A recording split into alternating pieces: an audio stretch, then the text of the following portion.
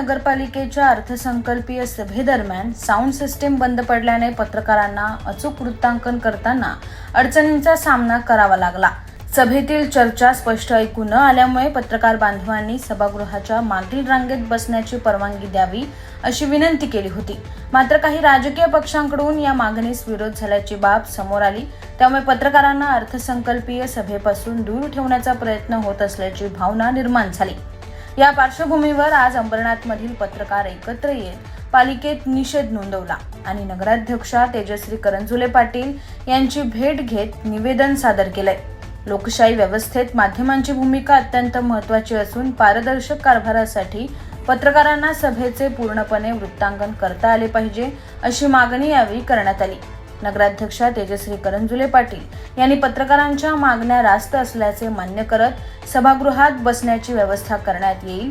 भविष्यात अशा प्रकारची गैरसोय होऊ नये यासाठी योग्य ती कार्यवाही केली जाईल असे आश्वासन दिले।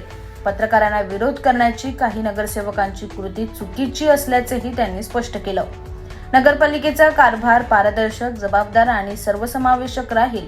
तसेच सभांचे वार्तांकन करताना माध्यमांना कोणतीही अडचण येऊ दिली जाणार नाही अशी ग्वाही नगराध्यक्षांनी दिली आहे। तसेच सभागृहातील सर्व सभा आता लाईव्ह प्रक्षेपित करण्यात येणार असल्याची महत्त्वपूर्ण घोषणा देखील नगराध्यक्षा तेजश्री करंजुले पाटील यांनी केली आहे। पारदर्शक आणि लोकाभिमुख प्रशासनाच्या दिशेने हे महत्त्वाचे पाऊल असल्याचे त्यांनी सांगितले। नक्कीच काल आपलं बजेट सादर करण्यात आलं होतं आणि त्याच्यामध्ये ॲक्च्युली पूर्ण सभागृहामध्येच काही तांत्रिक त्रुटींच्या अभावी आपण हे असतील आपले माईक वर्किंग करत नव्हते आणि त्याचबरोबर पत्रकार कक्षातल्या सुद्धा स्पीकर वर्क करत नव्हतं।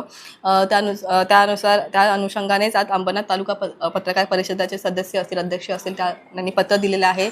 त्यांनी निवेदन दिलेलं आहे की त्यांना सभागृहात बसण्याची हे करावी। तर नक्कीच आपण ह्या गोष्टीचा विचार करणार आहोत आणि जोपर्यंत पत्रकार कक्ष नीट होत नाही, त्याच्या सगळ्या सुविधा होत नाही तोपर्यंत आपण त्यांना अलाव करणार आहोत असं मी त्यांना आज सांगते की नेक्स्ट जी GB असेल किंवा ज्या काही बैठका असतील, विशेष बैठका असतील, तेव्हा त्या पत्रकारांना आपल्या सभागृहात आपण परमिशन देणार आहोत। नक्कीच कालसुद्धा आपण रेकॉर्डिंग ठेवलं होतं, पण काही सदस्यांनी लाईव्हची मागणी केली, तर नक्कीच आपण त्याचा विचार करतोय। जर लाईव्ह झालं तर हा पण पत्रकारांचा म्हणजे बसण्याचा विषय येणार नाही, त्याच्यामुळे आपण नेक्स्ट मीटिंग मोस्ट प्रोबेबली लाईव्हच करणार आहोत, जेणेकरून हा विषय जो आहे तो येणार नाही परत।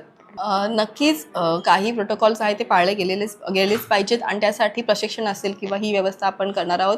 आणि म्हणजे नवीन नगरसेवक असतील किंवा जुन्या, म्हणजे तर ते मला बोलायचं नाही आहे, पण असं ज्येष्ठ नगरसेवकांनी सुद्धा विरोध केला होता ह्यासाठी, पण आणि आम्ही स्वतः हे करून पण ह्यावेळेला वेगळा डिसिजन असणार आहे, कारण की आता माझ्या माहितीप्रमाणे आपण अध्यक्षांनाच अधिकार आहे की सभागृहात कोणी बसलं पाहिजे आणि कोणी नाही बसलं पाहिजे ह्याचा, म्हणजे सदस्यांव्यतिरिक्त, तर हा अधिकार अध्यक्षांचा असल्यामुळे तो निर्णय घेण्यात येईल।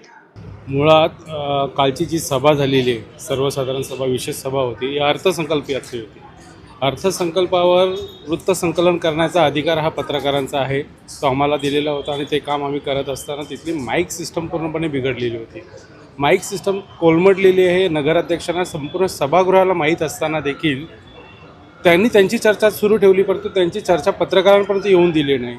या संदर्भात आम्ही भाजपच्या जे काही नगरसेवकांना आम्ही विनंती केली की बाबा काही मोजक्या पत्रकारांना तरी किमान सभागृहामध्ये वृत्तसंकलनाची परवानगी द्यावी। त्यांनी त्यानुसार सभागृहात मागणी देखील केली, मात्र कोणीही कुठलाही विचार न करता एका विशिष्ट पक्षाच्या गटाने सरसकट, त्यात काही नवीन नगरसेवक होते, काही जुने जाणकार जे 4-4 टर्म निवडून आलेले तर असेही नगरसेवक होते, त्यांनी देखील विरोध केला।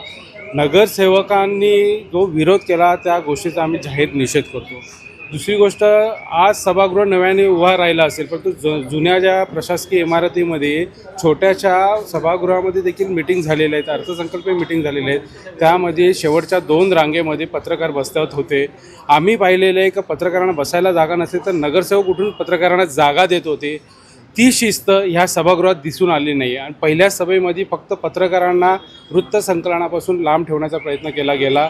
ह्या गोष्टीचा आम्ही जाहीर निषेध करतो आणि त्या संदर्भात आमच्या अंबरनाथ आणि बदलापुरातील सर्व पत्रकारांनी एकत्रितपणे निषेध व्यक्त केलेला आहे। या संदर्भात नगराध्यक्षांची आम्ही भेट घेतलेली आहे आणि त्यांना आम्ही समस्या मांडलेल्या आहेत, कारण सभागृहामध्ये जो पत्रकार गॅलरी उभारण्यात आली ती कशी चुकीच्या पद्धतीने उभारलेली आहे. तिथं कुठलीही सुविधा नाही, तिथं AC नाही आहे, तिथं माईक सिस्टम स्पीकर्सची व्यवस्था नाही आहे आणि बसल्यानंतर खालती नगरसेवक कोण बोलते हे पण दिसत नाही. अशा जागेवर बसून आम्ही वृत्तसंकलन करणार कसं काय? तर पर्यायी व्यवस्था चांगली होत नाही तोपर्यंत आम्हाला सभागृहात बसावयाची परवानगी द्या अशी मागणी केलेली आहे. त्याबाबत नगराध्यक्ष देखील सकारात्मक आहे, पत्रकारांना सभेपासून लांब ठेवणार नाही.